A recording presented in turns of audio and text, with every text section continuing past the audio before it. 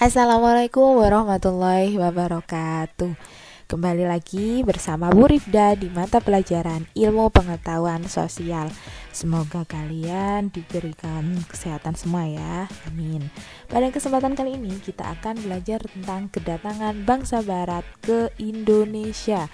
Kalian juga bisa untuk menambah referensi membaca di buku paket pada halaman 194 sampai 203. Nah, materi yang akan kita pelajari pada kesempatan kali ini adalah yang pertama, apa sih yang membuat bangsa barat datang ke Indonesia? Dan yang kedua adalah gimana bangsa barat datang ke Indonesia. Lanjut ke materi yang pertama, yakni kenapa bangsa barat datang ke Indonesia atau tertarik datang ke Indonesia.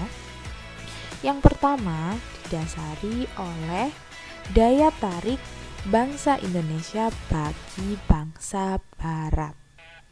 Apa nih ya kira-kira daya tariknya Indonesia? Daya tarik Indonesia adalah memiliki rempah-rempah yang sangat banyak.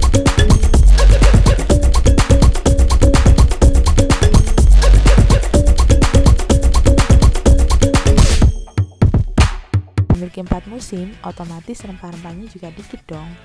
Nah, kekayaan rempah-rempah yang dimiliki Indonesia inilah merupakan daya tarik bangsa barat untuk datang ke Indonesia.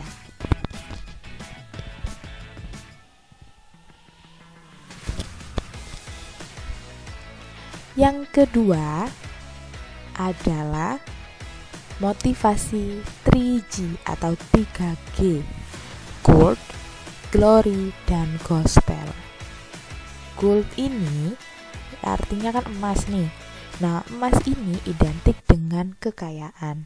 Tentunya datangnya bangsa barat ke Indonesia juga didasari untuk mencari kekayaan. Dan yang kedua adalah glory, untuk mencari kejayaan. Dan yang ketiga adalah gospel. Gospel ini menunjukkan tujuan mereka datang ke Indonesia untuk menyebarluaskan agama Nasrani. Dan yang ketiga ini adalah revolusi industri. Revolusi industri singkatnya adalah perubahan tenaga manusia ke tenaga mesin. Contohnya seperti ini. Sebelum revolusi industri, alat transportasi biasanya menggunakan tenaga manusia seperti digambar ini kan, atau tenaga alam seperti angin. Nah, lalu setelah adanya revolusi industri, ditemukannya mesin uap untuk kapal, memudahkan bangsa barat datang ke Indonesia. Jadi yang dulu awalnya tergantung dari alam dan juga manual, dengan adanya revolusi industri semakin gampang ditemukannya mesin uap. Lanjut ke materi yang kedua, yakni kedatangan bangsa barat ke Indonesia. Sekarang kita lihat dulu peta di depan kalian ini. Nah, bangsa yang pertama kita bahas ini adalah bangsa Portugis. Jadi Portugis ini masuk ke Nusantara di bagian Maluku. Dan yang bangsa yang kedua adalah Belanda dan Inggris. Jadi Belanda Inggris ini nggak hanya di Jawa saja sebenarnya, di luar Jawa juga banyak, tapi berpusat di Jawa atau Jakarta. Nah, sekarang kita akan telisik satu persatu kedatangan bangsa barat ke Indonesia. Yang akan kita bahas pertama tentunya Portugis dong. Nah, Portugis ini masuk ke Maluku pada tahun 1512 dan juga pergi dari bangsa Indonesia pada tahun 1575. Jadi si Portugis ini pindah ke Tiongkok dikarenakan banyaknya persaingan yang ada di Nusantara. Jadi saking banyaknya bangsa barat yang datang ke Indonesia, Portugis ini merasa terlalu banyak saingan, akhirnya pindah daerah. Tapi lumayan ya tahunnya. Dan yang kedua adalah negara Inggris atau ekspedisi Inggris.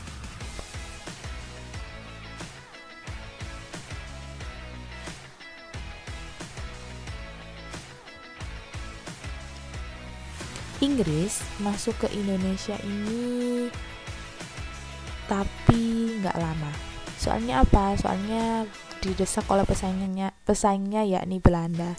Jadi si Belanda ini sangat menekan Inggris, akhirnya Inggris pindah.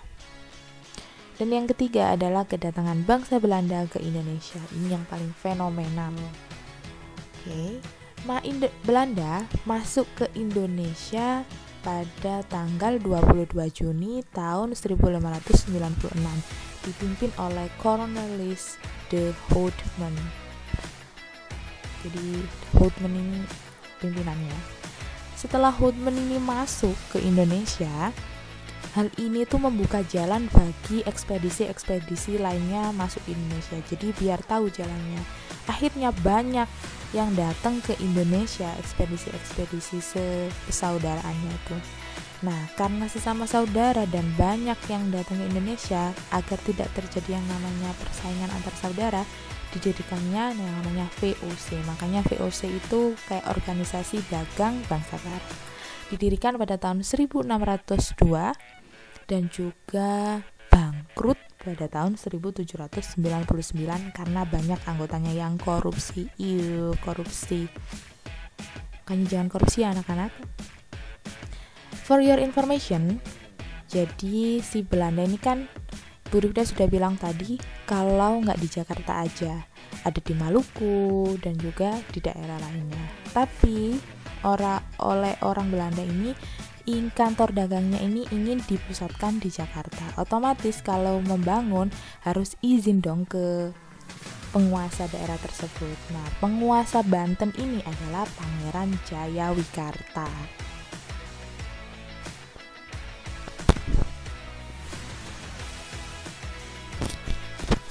Nah, Pangeran Jayawikarta ini baik banget. Selain kasih izin ke Belanda, juga kasih izin ke bangsa Inggris.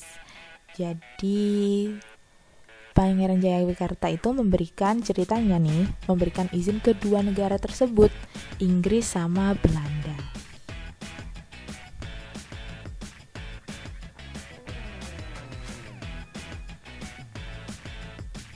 Nah, karena si Pangeran Jayakarta ini sangat baik memberikan izin ke Inggris, nah Belanda ini nggak terima. Akhirnya Belanda ini menghasut para pejabat Banten untuk memecat si Pangeran Jayawikarta ini.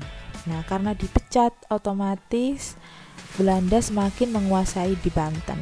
Akhirnya Belanda minta pada tahun 1619 izin membangun kantornya si Inggris itu dicopot. Nah, karena Inggris sudah out, maka disinilah awal VOC milik Belanda ini menguasai